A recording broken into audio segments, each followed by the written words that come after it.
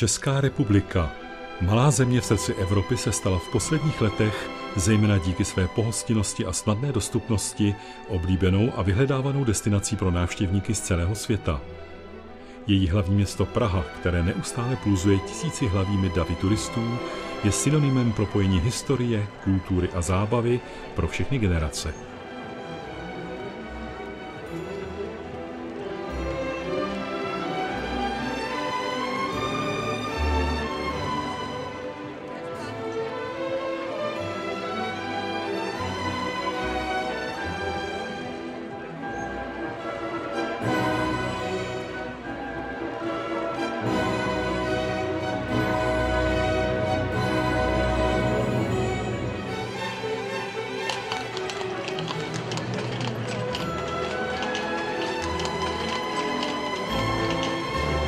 Stále více Čechů i zahraničních návštěvníků hledá aktivní odpočinek od ruchu velkoměsta v klidu a zelení přírody, v jejím tichu, které je přerušováno jen občasným, tolik typickým zvukem právě odpáleného golfového míče.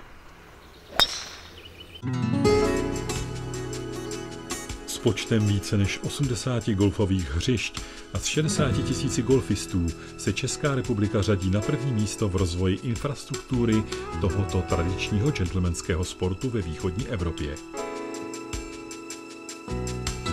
Pouhých 30 minut od Prahy směrem na Benešov, na místě usedlosti, jejíž historie sahá až do 10. století, leží největší golfový resort v České republice, Golf Resort Konopiště. Pojďme tedy projít hlavní branou do zahrady plné květin kolem Posejdonovy fontány a barokních soch ke klubovně, která je zároveň zámeckým hotelem, a nechme na sebe působit atmosféru starých, dobrých časů.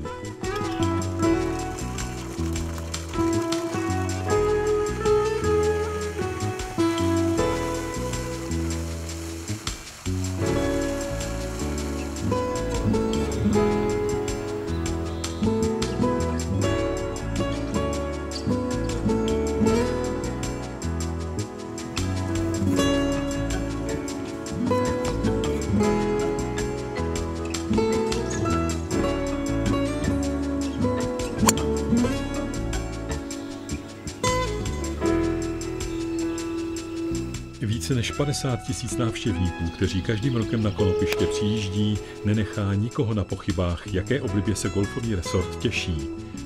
Zdejší 3 golfová hřiště jsou zárukou, že si vybere každý podle svého vkusu i požadované obtížnosti.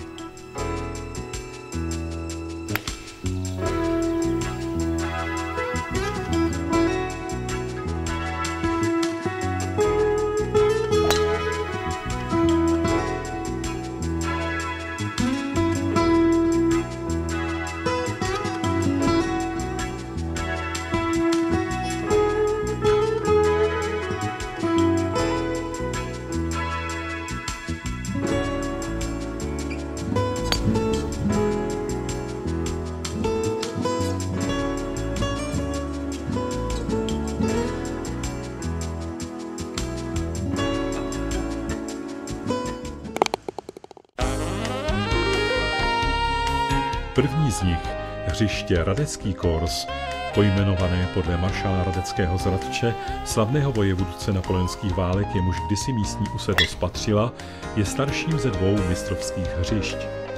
Hřiště s parem 72 se podařilo citlivě zasadit do mírně zvlněné členité krajiny a nabízí zajímavé lesní úseky, množství bankrů, vodních překážek a především vysoce kvalitní, rozlehlé a skvostně modelované greeny.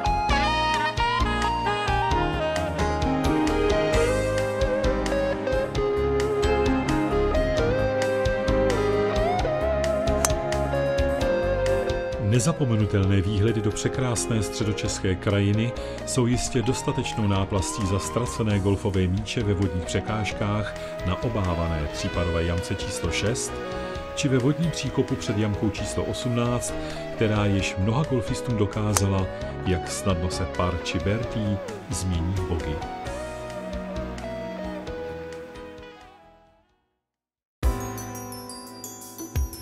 Druhé, mladší mistrovské hřiště nese jméno následníka rakouského trůnu Ferdinanda d'Este a rozšiřuje nabídku golf resortu Konopiště na 36 mistrovských jamek, opět s parem 72.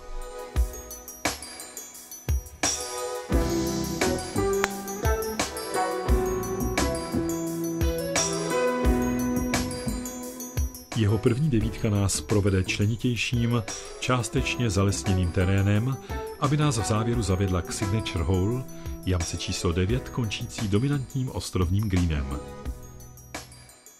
Druhá devítka, spíše linksového typu, nám pak vytáhne z golfového bagu všechny zbývající hole, včetně fairwayových dřev.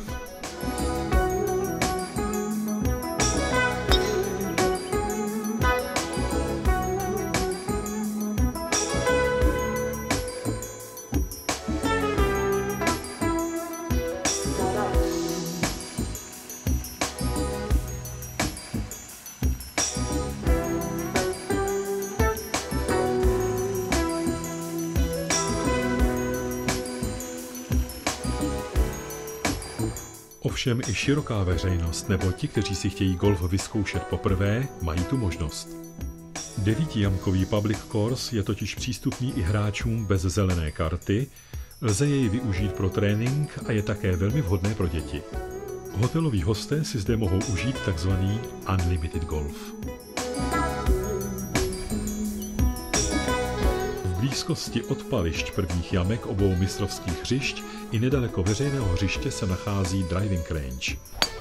Hra je možná z travnatých nebo krytých odpališť s umělými rohožemi a zde také mohou zájemci trénovat krátkou hru či patování.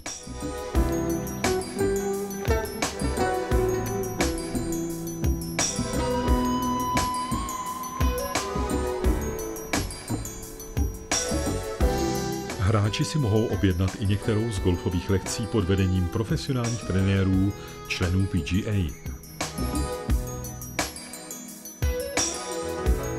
Samozřejmostí v golfovém resortu této velikosti je kompletně vybavená půjčovna golfových holí a elektrických bugin, které jsou pro zvýšení komfortu hry osazeny systémem GPS.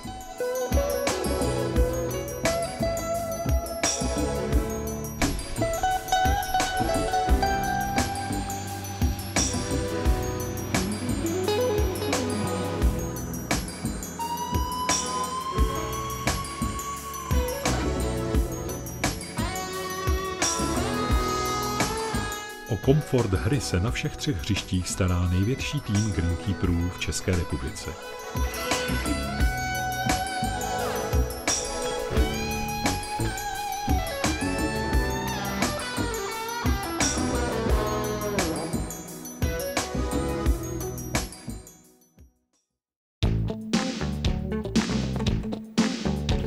Hosté se mohou ubytovat v romantickém zámeckém hotelu umístěném přímo v centru golfového resortu. Tento 4hvězdičkový hotel, zrekonstruovaný v historickém stylu, nabízí celoroční ubytování v 60 stylových a komfortně vybavených dvoulůžkových pokojích.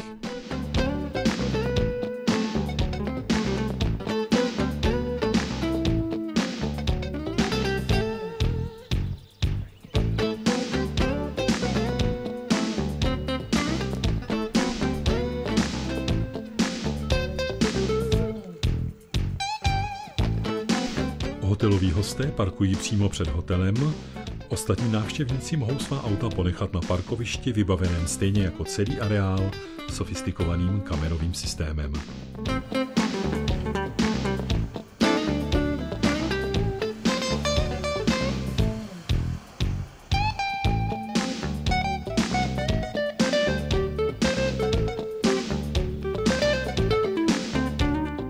V prostorách golfového resortu Konopiště se nacházejí 2 vyhlášené restaurace. zámecká restaurace Tea No. 19 a Steakhouse Saint Florian, které nabízí speciality typicky české, ale i mezinárodní kuchyně. Stravování je možné ve formě à la carte, denního menu pro skupiny, banketů, rautů, grilování či rožnění na otevřeném grilu. Na základě dohody lze připravit i dietní a vegetariánskou stravu.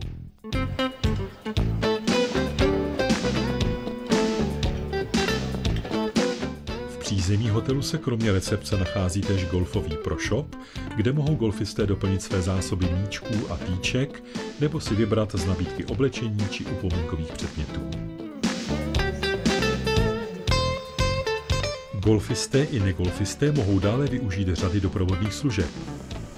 Máte chuť na vyhlídkový let letadlem či balonem z blízkého letiště, projížďku na koni či jste spíše milovníky cyklistiky nebo jízdy na čtyřkolce? Hrajete rádi petank nebo si chcete zajít na masáž? Stačí kontaktovat hotelovou recepci, kde vše rychle a s úsměvem zařídí. Také o vaše děti může být postaráno.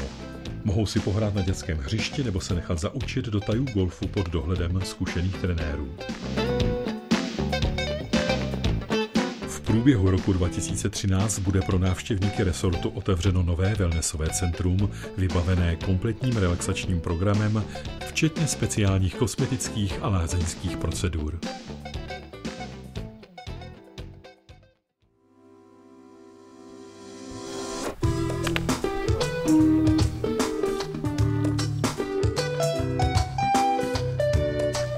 V průběhu golfové sezóny resort ožívá též řadou sportovních a společenských akcí. Dominují samozřejmě golfové turnaje, a to jak čistě sportovní, tak i firemní, doprovázané bohatým programem včetně závěrečných banketů či rautů, módních přehlídek či hudebních a tanečních vystoupení.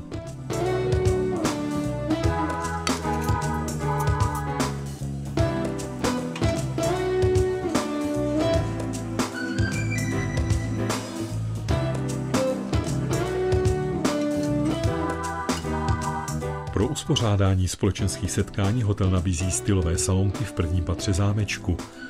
Ve zdejším, komfortně vybaveném konferenčním centru se koná též mnoho konferencí, mítinků a školení.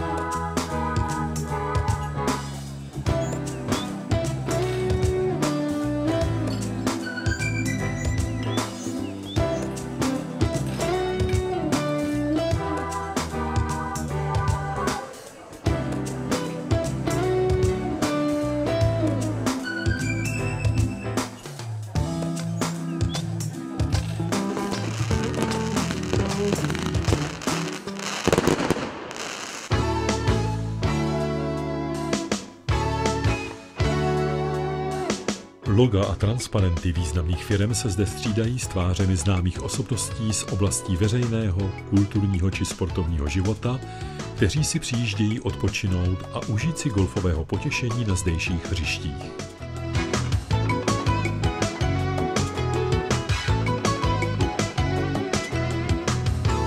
Přijeďte se přesvědčit, že zdejší heslo Radost ze hry, potěšení z kvality není v golfovém resortu Konopiště ani zdaleka prázdným pojmem.